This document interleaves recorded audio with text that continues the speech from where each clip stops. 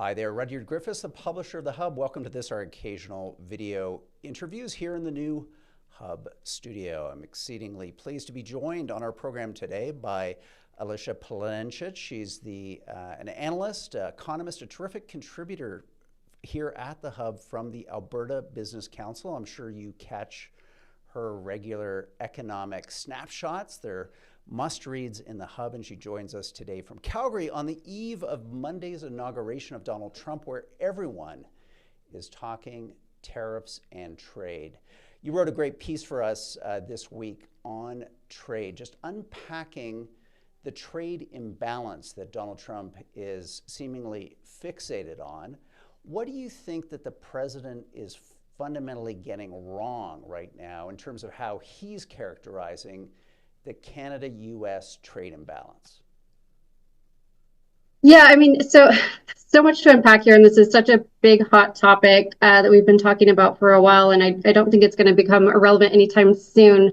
I would say, economists have long said that trade is mutually beneficial for both parties or all parties involved. And Trump's view of trade is actually something that can be won or lost. And when it comes to Canada, he thinks that he is losing. And the reason why he thinks he is losing is because the U.S. has a trade deficit with Canada, which basically just means that Americans are buying more goods and products from Canada than Canadians are buying from the U.S. And he is correct. That is true. So there are a couple of different sources and methodologies of the data, but kind of regardless of how you look at it, he's correct that there is a trade deficit there. He kind of throws out the number of 200 billion. It's probably a little bit less than that, depending on your source, but it is big and it's negative. But I think what's lost in that is a couple of things. So one, I think we forget when we talk about trade and throughout these big billions of dollars of numbers, we kind of forget what we're talking about, which is that trade isn't Justin Trudeau and Trump kind of getting together and making a deal on who's going to send how many cars and how many barrels of crude oil which way or the other. It is individual people and individual businesses buying things based on what's in their best interest. And so what we're seeing in the trade deficit really reflects what, individual businesses and people buying things that they think make them better off. Yeah, and one of the big things that Americans think makes them better off is buying Canadians' crude oil. And so that is a huge factor in the trade deficit. And it really comes through very clearly in the chart there in the Econ Minute.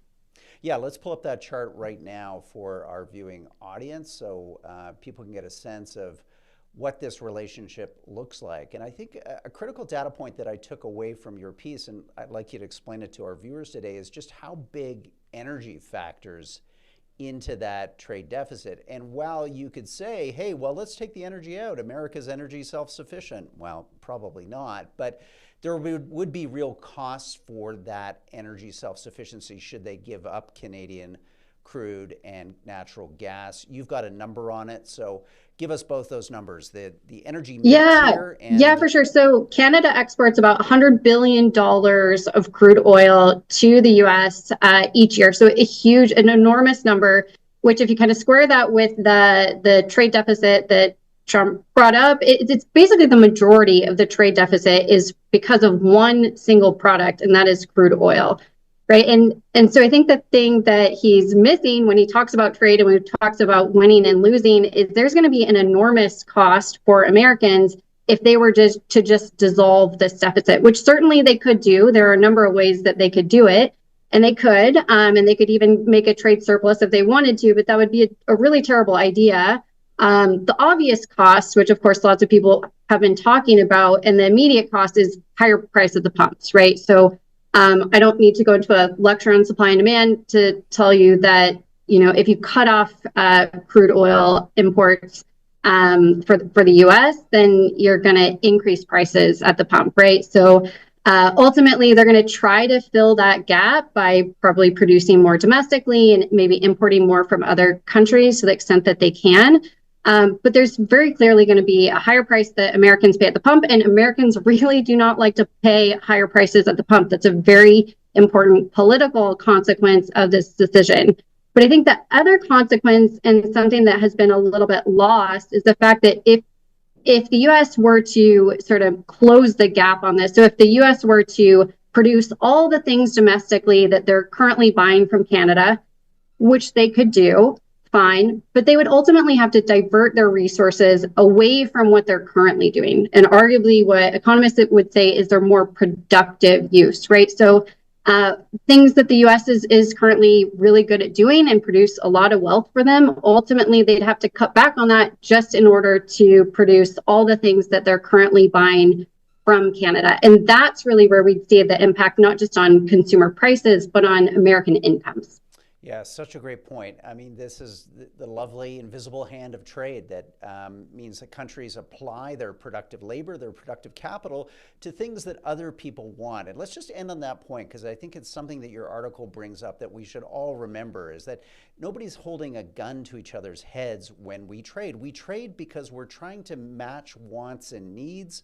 We're trying to match, what you can produce and what I can produce, and come to some kind of sense that there are things that you're going to do better than I'm going to do, and vice versa. And that's all okay at the end of the day. In fact, that's how things should work. That makes for more efficient, productive, and wealthy economies. Yeah, that's a great point to end on. Couldn't have said it better myself. Well, look, thank you so much for your contributions to the Hub. I want to encourage readers to get onto our website this week. Check out Alicia's piece with us at www.thehub.ca, and go to the Alberta Business Council, where she provides all kinds of terrific insight and analysis on Canadian economics, energy, you name it. Visit the Alberta Business Council for more commentary, thoughts, and opinions. Thanks so much for coming on the program today. Let's catch up again soon. Thanks so much. Bye-bye.